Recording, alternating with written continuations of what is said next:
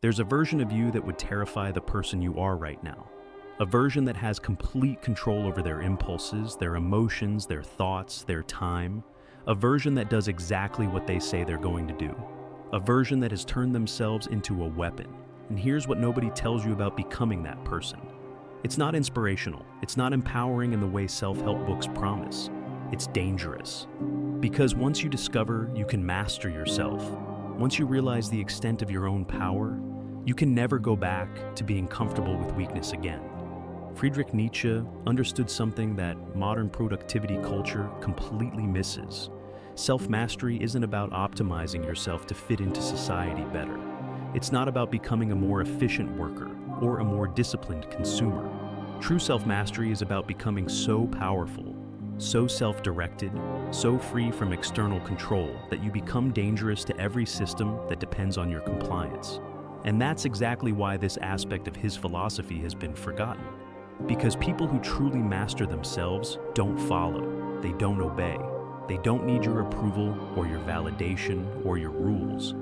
Most people think they want self-discipline. They say they want to wake up early, eat clean, work hard, stay focused. But what they actually want is the results of discipline without the reality of it. They want the abs without the hunger, the success without the sacrifice, the respect without the rejection of a comfort. And Nietzsche would say, this is the mark of a weak person, someone who wants the appearance of strength without the actuality of it, someone who wants to feel powerful without actually becoming powerful. Here's the uncomfortable truth. Real self-mastery requires becoming someone you might not recognize. It requires killing parts of yourself that you've grown comfortable with, your excuses, your rationalizations, your little rebellions against your own goals, the voice that says just this once, or you deserve a break, or it doesn't really matter. Self-mastery means murdering that voice. And most people aren't willing to do that because that voice feels like protection. It feels like self-compassion, but it's actually just weakness wearing a disguise. Nietzsche talks about self-overcoming, and this is where his philosophy gets darker than most people are ready for. Self-overcoming doesn't mean improving yourself. It means destroying the current version of yourself to make room for something greater. It means looking at who you are right now, with all your habits and patterns and comfortable identities, and deciding that this isn't enough, that you need to become something more, and then systematically dismantling everything that stands in the way of that transformation. Think about what this actually means. You have desires that work against your goals. Those desires have to be dominated. You have fears that prevent you from taking necessary risks. Those fears have to be conquered. You have comfort zones that keep you small. Those zones have to be abandoned. You have relationships that enable your weakness. Those relationships have to be transformed or ended. This isn't self-improvement. This is self-warfare. And the enemy is you. Now here's where this gets truly dangerous. When you start winning this war against yourself, when you start proving to yourself that you can control your impulses, override your emotions, push through pain, do what you said you would do regardless of how you feel, something shifts in your psychology. You realize that most people are completely controlled by forces they don't even recognize. They're puppets of their appetites, their moods, their habits, their social conditioning. And you're not. You've cut the strings. You've become self-governing. Nietzsche calls this the will to power, but not in the way most people understand it. The will to power isn't about dominating others. It's about dominating yourself first. It's about bringing every aspect of your being under conscious control. Your body, your mind, your emotions, your time, your attention. Most people live their lives being jerked around by internal impulses they never question. They're hungry, so they eat. They're tired, so they sleep. They're bored, so they scroll. They're anxious, so they avoid. They're angry, so they lash out. They're aroused, so they indulge. But someone with self-mastery has a different relationship to their own impulses. They feel hunger and decide whether to eat. They feel tiredness and decide whether to rest. They feel fear and decide whether to advance or retreat. They've inserted consciousness between stimulus and response. And this creates a kind of power that most people can't comprehend because they've never experienced it. The power to choose, not just in theory, not just in big moments, but constantly, in every moment, with every impulse. Here's what makes this dangerous. Once you develop this power, you start to see how weak everyone else is. You see people who can't control their eating, their spending, their tempers, their tongues, their time. You see people who are completely enslaved to their phones, their comfort, their need for approval, their avoidance of discomfort. And it becomes very difficult not to feel contempt for that weakness. Very difficult not to look at most of humanity as a kind of herd that lacks the strength to govern themselves. Nietzsche saw this divide clearly. He talked about the herd and the individual, the masses and the exceptions. And he wasn't being cruel, he was being observational. Most people genuinely cannot master themselves. They lack the strength, the vision, the willingness to suffer that self-mastery requires. They need external rules, external authorities, external structures to keep them in line. They need society to tell them what to do, because they can't tell themselves. And there's nothing wrong with that. It's just reality.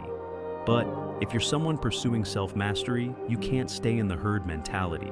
You can't keep pretending that everyone has the same capacity for self-control. You can't keep making excuses for weakness in yourself or others.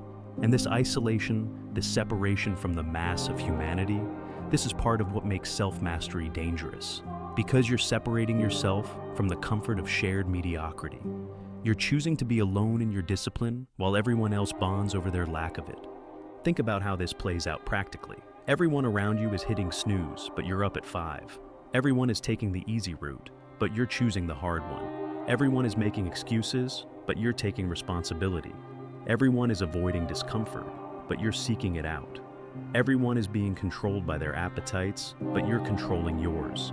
At first, this might earn you respect, but eventually it becomes threatening, because your discipline is a constant reminder of their lack of it. Your self-mastery makes their self-indulgence visible. Nietzsche understood this dynamic. He knew that people hate being confronted with what they could be, but aren't. That's why they'll try to pull you back down. They'll call your discipline obsessive, your standards unrealistic, your commitment extreme. They'll tell you to relax, to enjoy life, to stop being so hard on yourself.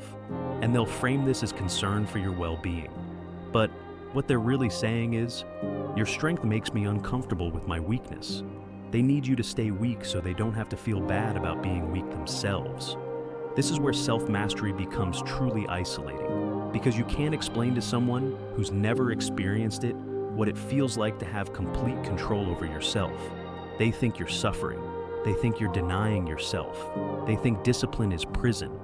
But you know it's the opposite. Discipline is freedom.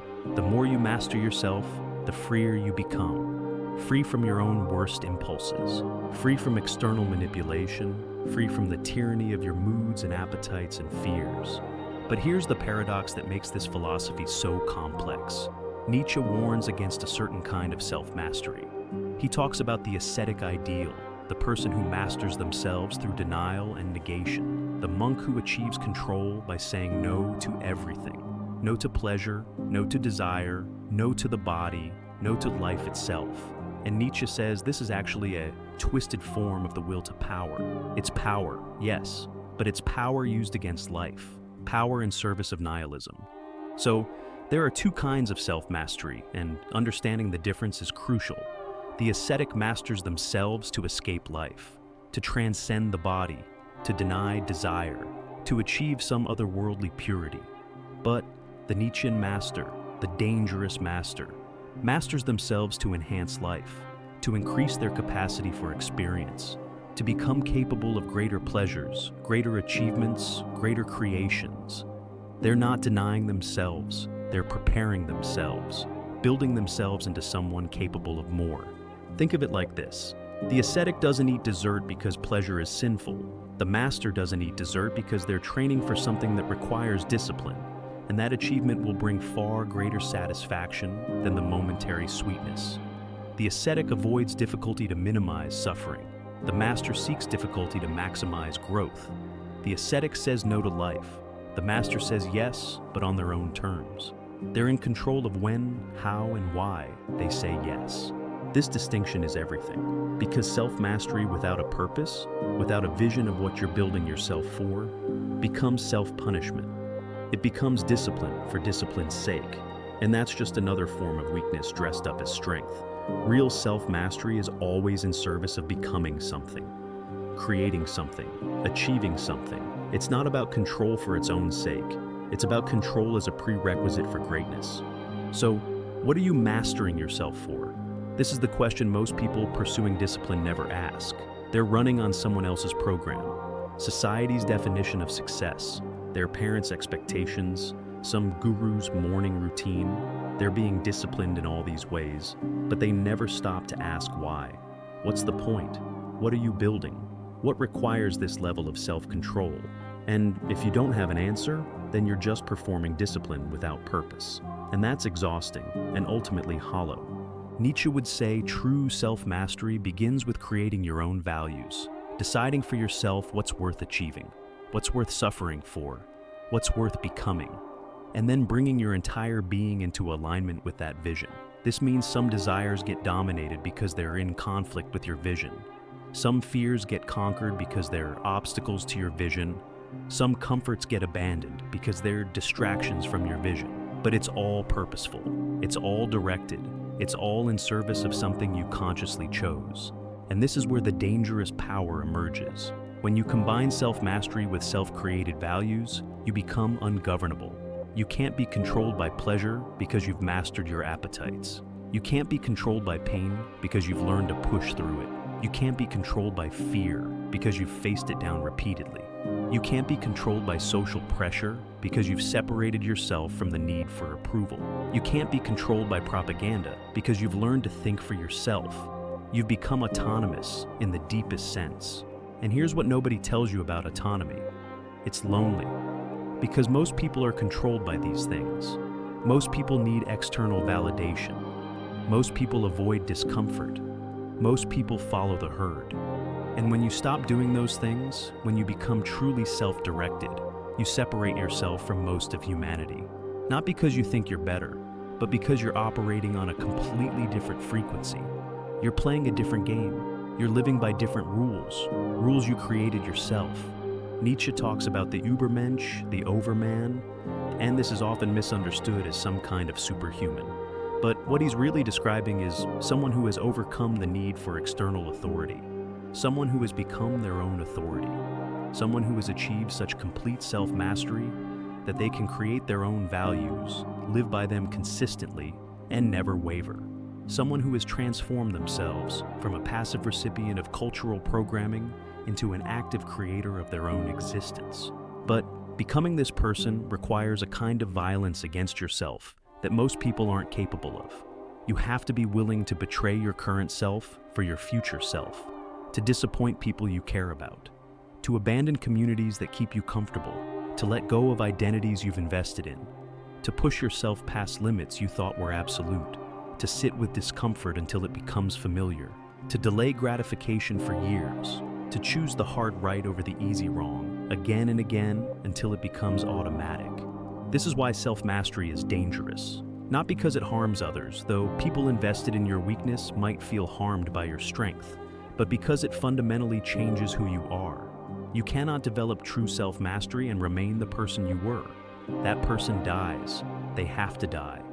Because that person wasn't capable of this level of control. That person made excuses. That person gave into impulses. That person was weak. And you can't be both. You can't be the disciplined and the undisciplined self simultaneously. One has to dominate the other.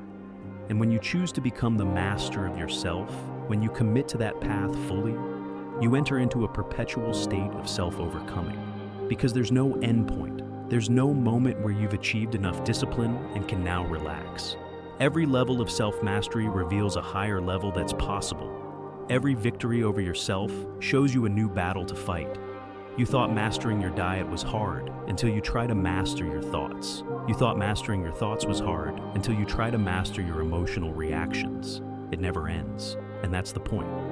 Nietzsche says, the great individuals are those who give style to their character, and style requires constraint. A sculptor creates beauty by removing everything that isn't the sculpture. A writer creates power by cutting everything that isn't essential. An artist creates impact through deliberate limitation. And you create yourself the same way, by removing everything that isn't aligned with who you're becoming, by cutting away the excess, by imposing constraints that force you to become more refined, more focused, more powerful. But here's the shadow side of this. Someone with complete self-mastery can become cold, calculating, detached.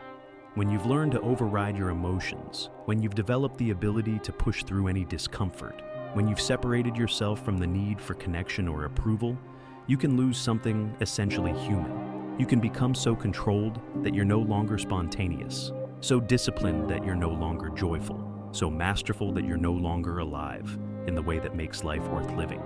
Nietzsche saw this danger. He knew that self-mastery could become its own prison, that discipline could harden into rigidity, that control could calcify into coldness. This is why he emphasized the importance of amor fati, love of fate. Yes, master yourself. Yes, overcome yourself.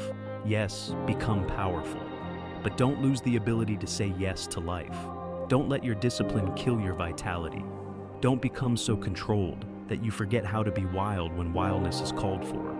The truly dangerous master is the one who has complete control and chooses when to release it, who can be disciplined or spontaneous as the situation demands, who can delay gratification or indulge immediately based on conscious choice rather than impulse or rigid rule following.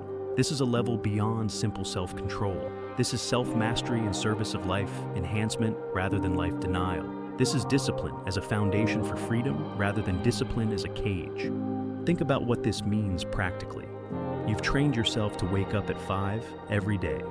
You have complete control over that. But on a day when staying up late with someone you love creates a meaningful connection, you can choose to break your rule without guilt or anxiety. Because you're not controlled by the rule, you created the rule and you can modify it. You've trained yourself to eat clean. You have complete control over your diet. But when there's value in sharing a meal that doesn't fit your plan, you can do so consciously, enjoying it fully, and then return to your discipline without the spiral of, I've already broken my diet, so I might as well keep going. This is the difference between someone who is controlled by discipline and someone who has mastered it. The controlled person is rigid. The master is fluid. The controlled person follows rules. The master creates and breaks rules consciously. The controlled person is enslaved to their own discipline. The master uses discipline as a tool. And this fluidity, this ability to be both disciplined and spontaneous, controlled and wild, restrained and indulgent, all through conscious choice, this is what makes someone truly dangerous. Because you can't predict them. You can't manipulate them. You can't control them through their appetites or their fears or their habits. And here's the ultimate danger of self-mastery. Once you achieve it, once you realize the extent of your own power over yourself, you can never unsee it. You can never go back to being comfortably weak. You can never make unconscious choices without feeling the weight of that unconsciousness. You can never blame circumstances or genetics or bad luck or other people for the state of your life. Because you know with absolute certainty that you have the power to change it, that you can master yourself, that you can overcome any habit, any fear, any limitation. And that knowledge is a burden as much as it's a gift. Most people want the benefits of self-mastery without the responsibility. They want to be strong, but also have the excuse of weakness when things get hard. They want to be disciplined, but also have permission to slack off when they don't feel like it. They want to be masters, but also victims when being a victim is convenient. But true self-mastery eliminates that option. Once you know you can control yourself, you can't pretend you can't. Once you've proven you can push through discomfort, you can't claim you're too weak. Once you've achieved difficult things through discipline, you can't say you're not capable. This is why Nietzsche called his philosophy dangerous. Not because it encourages violence or cruelty toward others, but because it demands a kind of violence and cruelty toward yourself, toward your weakness, toward your excuses, toward your comfortable lies. And most people aren't willing to be that honest, that brutal, that demanding with themselves. They'd rather stay weak and have sympathy than become strong and stand alone.